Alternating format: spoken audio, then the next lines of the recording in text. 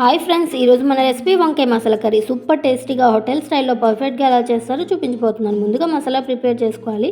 కడాయిలో 2 table spoons పల్లీలు వేసి లో ఫ్లేమ్లో బాగా ఫ్రై చేసుకోవాలి.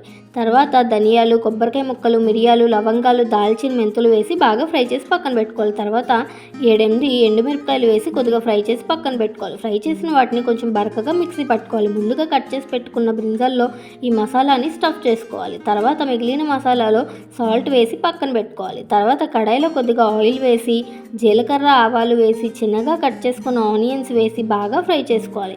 అవి ఫ్రై అయ్యాక అల్లం వెల్లుల్లి పేస్ట్ వేసి పచ్చివాసన పోయేదాకా ఫ్రై చేయాలి. తర్వాత పసుపు, ఉప్పు వేసి ముందుగా స్టఫ్ చేసుకున్న వంకాయలు వేసి లైట్గా వాటర్ వేసి బాగా ఉడికించుకోవాలి.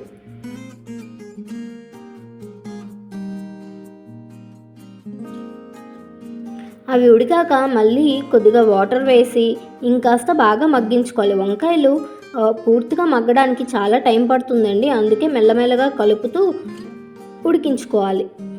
ముందుగా సాల్ట్ వేసుకొని కలుపుకున్న మసాలాను కూడా వేసుకొని ఇంకొంచెం వాటర్ వేసుకొని మసాలాలోని ఆయిల్ పైకి తేలేంత వరకు బాగా మగ్గించుకోవాలి.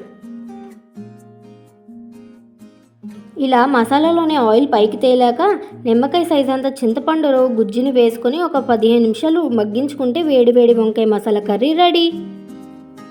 అంతేనండి, చాలా ఈజీ. మీరు కూడా ట్రై చేసి నచ్చిందో లేదో కామెంట్ చేయండి. అలాగే ఈ వీడియోని లైక్ చేసి మా ఛానల్ని సబ్స్క్రైబ్ చేసుకోండి. Bye friends.